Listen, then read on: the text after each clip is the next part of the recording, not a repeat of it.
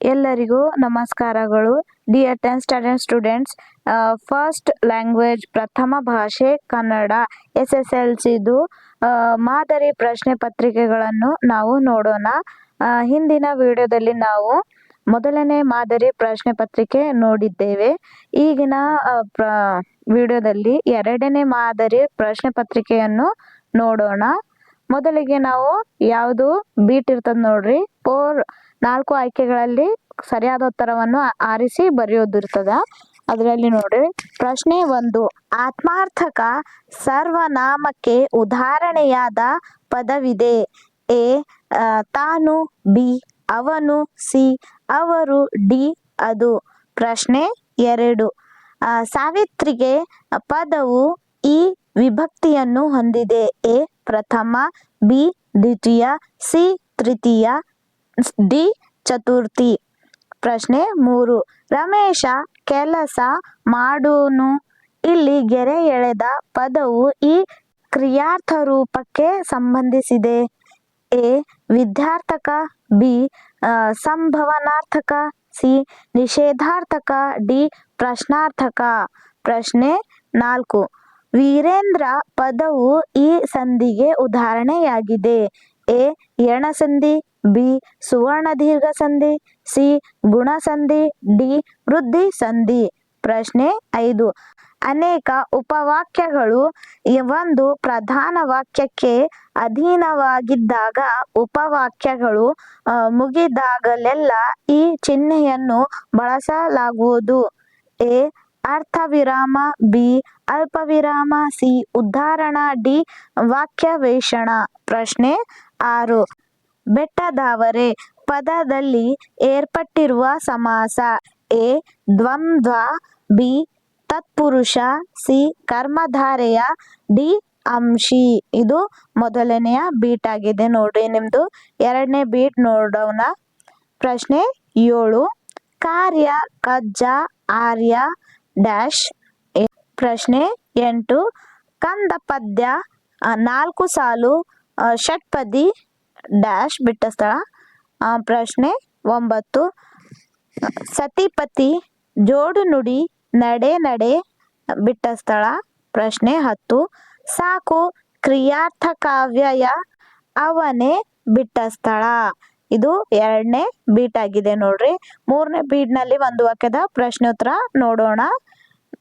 ಪ್ರಶ್ನೆ 11, ಹುಲಿಗೆ ಪರಮಾನಂದವಾಗಲು ಕಾರಣವೇನು? ಪ್ರಶ್ನೆ 12, ವಿಶ್ವೇಶ್ವರಯ್ಯ ಅವರ ಹುಟ್ಟು ಹಬ್ಬದ ನೆನಪಿಗಾಗಿ ಯಾವ ದಿನಾಚರಣೆಯನ್ನು ಮಾಡಲಾಗುತ್ತಿದೆ?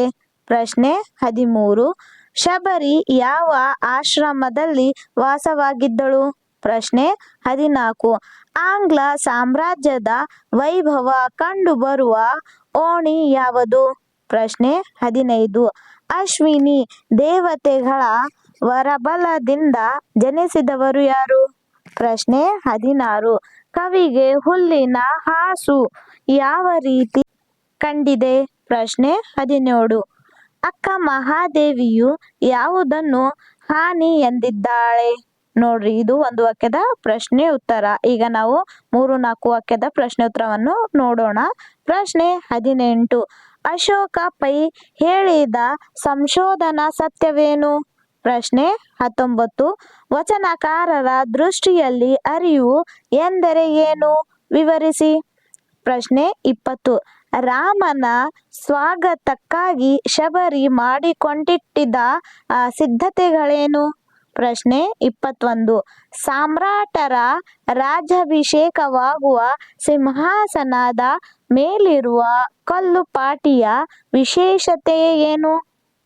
ಪ್ರಶ್ನೆ 22, ಈ ನೆಲದೊಡನೆ ತಾನು ಸಹಬಾಳ್ವೆ ಮಾಡುವುದಿಲ್ಲವೆಂದು ದುರ್ಯೋಧನ ಹೇಳುವುದೇಕೆ? ಪ್ರಶ್ನೆ 23, ಹಸುರು ಸಕಲೇಂದ್ರಿಯಗಳನ್ನು ವ್ಯಾಪಿಸಿದೆ ಎಂಬುದನ್ನು ಕವಿಯು ಹೇಗೆ ವರ್ಣಿಸಿದ್ದಾರೆ? ಪ್ರಶ್ನೆ 24, ವಸಂತಮುಖ ತೋರಲಿಲ್ಲ ಕವನದಲ್ಲಿ ಪ್ರಕೃತಿಯ ಸಂಭ್ರಮ ಹೇಗೆ ವ್ಯಕ್ತವಾಗಿದೆ?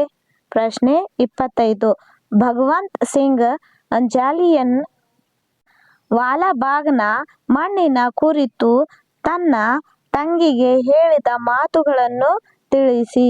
ಪ್ರಶ್ನೆ 26. ವಿವೇಕಾನಂದರ ದೃಷ್ಟಿಯಲ್ಲಿ ದೇಶದ ಪ್ರಗತಿ ಸ್ಥಿರವಾಗುವುದು ಯಾವಾಗ? ಪ್ರಶ್ನೆ 27. ರಾಜರ ಪ್ರಕೃತಿ ಹೇಗಿರುತ್ತದೆ ವಿವರಿಸಿ. ಇದು ನಿಮ್ಮ 2-3 ವಾಕ್ಯದ ಪ್ರಶ್ನೆ ಉತ್ತರ ನೋಡ್ರಿ. ನೆಕ್ಸ್ಟ್ ಬೀಟ್ ಏನದ ಅಂದ್ರೆ ಕವಿ ಪರಿಚಯ. 2 ಕವಿ ಪರಿಚಯ ಕಡ್ಡಾಯವಾಗಿ ಬರೆಯಬೇಕು. ಯಾವ್ಯಾವ ನೋಡ್ರಿ. ಪ್ರಶ್ನೆ 28 ಶಿವ ಕೋಟ್ಯಾಚಾರ, 29 ರನ್ನ. ಇವೆರಡರ ಬಗ್ಗೆ ನೀವು ಕವಿ ಪರಿಚಯ ಬರಿಬೇಕು.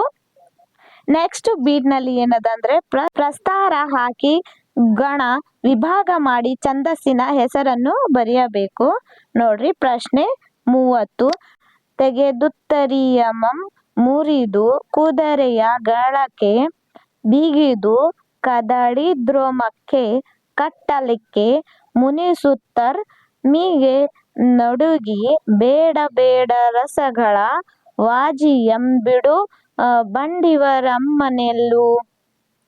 ಈಗ ನೋಡ್ರಿ ಮುಂದಿಂದು ಏನದ ಅಂದ್ರೆ ಅಲಂಕಾರ ಬರೆಯೋದದ ನೋಡ್ರಿ. ಪ್ರಶ್ನೆ 31 ಆತನು ಪರೀಕ್ಷೆಯಲ್ಲಿ ಪ್ರಥಮ ಸ್ಥಾನ ಪಡೆದು ಉತ್ತೀರ್ಣನಾದನು. ಬುದ್ಧಿವಂತರಾದ ಮಕ್ಕಳಿಗೆ ಪರೀಕ್ಷೆ ಒಂದು ಲೆಕ್ಕವೇ. ಇದಕ್ಕೆ ನೀವು ಏನ್ ಮಾಡ್ಬೇಕು? ಅಲಂಕಾರ ಹಾಕ್ಬೇಕು ನೋಡ್ರಿ. ನೆಕ್ಸ್ಟ್ ಬೀಟ್ ಏನದ ಅಂದ್ರೆ ಗಾದೆ ಮಾತು ಬರೆಯಬೇಕು. ಪ್ರಶ್ನೆ 32 ಆಪತ್ತಿಗಾದವನೇ ನೆಂಟು ಅಥವಾ ಕೂಡಿ ಬಾಳಿದವೇ ಸ್ವರ್ಗ ಸುಖ. ಇವೆರಡರೊಳಗ ಒಂದು ಪ್ರಶ್ನೆಗೆ ಮಾತ್ರ ನೀವು ಗಾದೆ ಮಾತು ಬರೆಯಬೇಕು. ನೆಕ್ಸ್ಟ್ ಬೀಟ್ ಏನದ ಅಂದ್ರೆ ಸಂದರ್ಭ ಬರಿಬೇಕು ನೋಡ್ರಿ. ಸಂದರ್ಭ 33 ತಕ್ಕುದೇ ಬೇಸಲಕ್ಕೆ ಕೃತ ಮುಮ್ಮಂ ತೇಲು ಮಮ್ಮಂ. ಸಂದರ್ಭ 34 ಭರತಖಂಡದ ಹುಲಿಗಳು ಹಿಂದಿನಿಂದ ಹಾರಿ ಕೋಲುವುದಿಲ್ಲ. ಸಂದರ್ಭ 35 ಕೈಗಾರೀಕರಣ ಇಲ್ಲವೇ ಅವನತಿ. ಸಂದರ್ಭ 36 ಮಕ್ಕಳ ಲೋಕದ ಅಂಕಳಕೇರಿ.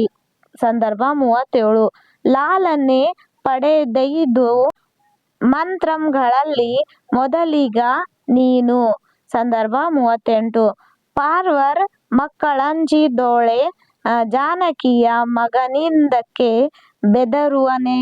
ನೋಡ್ರಿ ಇವು ನಿಮ್ಮ ಸಂದರ್ಭದ ಪ್ರಶ್ನೆಗಳು. ನಾವು ನೆಕ್ಸ್ಟ್ ಬೀಟ್ ನೋಡೋಣ. ಪದ್ಯ ಭಾಗವನ್ನು ಪೂರ್ಣಗೊಳಿಸಿರಿ.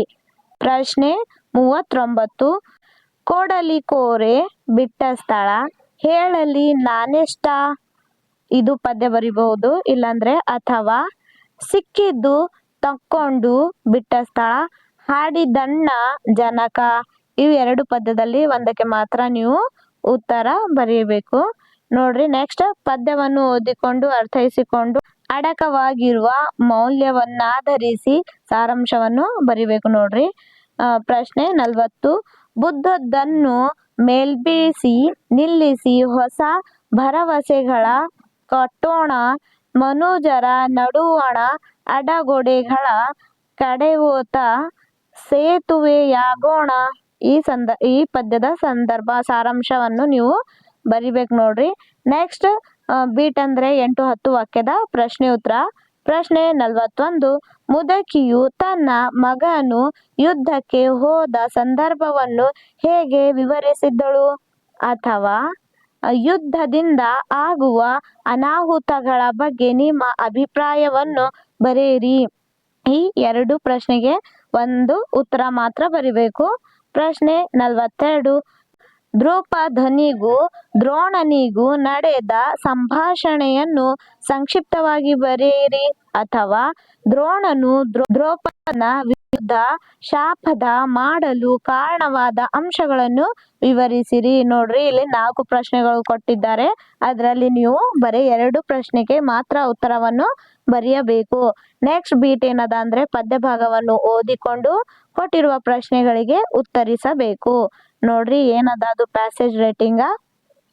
ನಮ್ಮ ಜನ್ಮ ಭೂಮಿಯನ್ನು ಪರಕೀಯರು ವಶಪಡಿಸಿಕೊಂಡಾಗ ನಮ್ಮ ಪೂರ್ವಿಕರು ಜಾತಿ ಮತ ಭೇದವಿಲ್ಲದೆ ಹೋರಾಡಿದರು. ಅಂದ ಅವರನ್ನು ಅಟ್ಟಾಗಿಸಿದ ಧ್ಯೇಯ ವಾಕ್ಯ ಸ್ವಾತಂತ್ರ್ಯ ಆಗಿತ್ತು.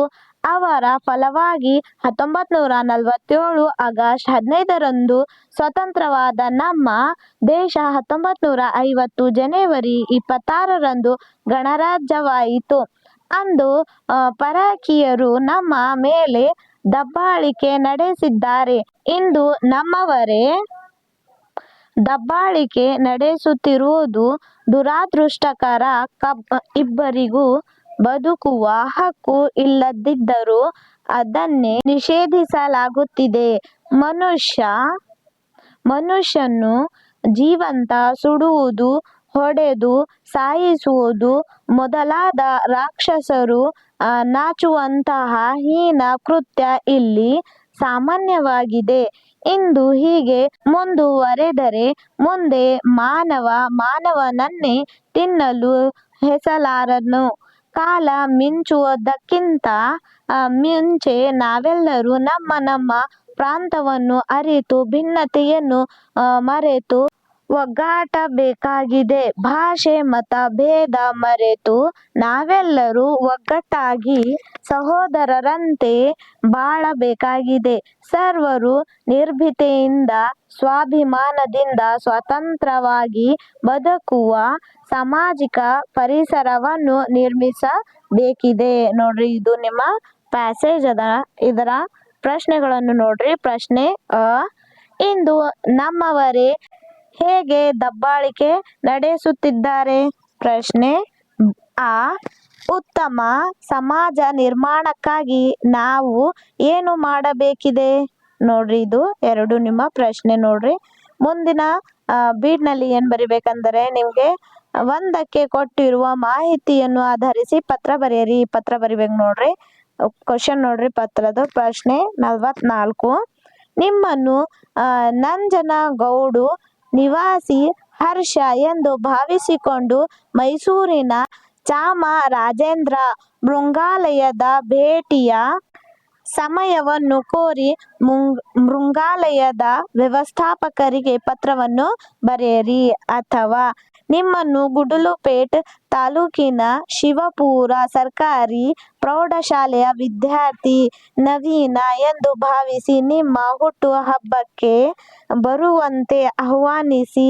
ಬೆಂಗಳೂರಿನಲ್ಲಿರುವ ಸವಿತಾ ಎಂಬ ಹೆಸರಿನ ಗೆಳತಿಗೆ ಪತ್ರ ಬರೆಯಿರಿ. ಇಲ್ಲಿ ಎರಡು ಪ್ರಶ್ನೆಗಳನ್ನು ಕೊಟ್ಟಿದ್ದಾರೆ. ನೀವು ಒಂದು ಪತ್ರವನ್ನು ಬರೆಯಬೇಕು. ನೆಕ್ಸ್ಟ್ ಲಾಸ್ಟ್ ಬೀಟ್ ಏನದ ಅಂದ್ರೆ ಪ್ರಬಂಧ ಬರವಣಿಗೆ. ನೋಡ್ರಿ, ಪ್ರಶ್ನೆ 45.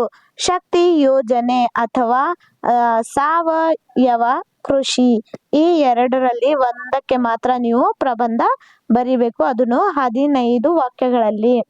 ಇದು ನಿಮ್ಮ ಮಾದರಿ ಪ್ರಶ್ನೆ ಪತ್ರಿಕೆ 2ರ ಪ್ರಶ್ನೆಗಳು. ಐ ಹೋಪ್ ಇದು ನಿಮಗೆ ಹೆಲ್ಪ್ ಆಗಿರಬಹುದು. ಧನ್ಯವಾದಗಳು.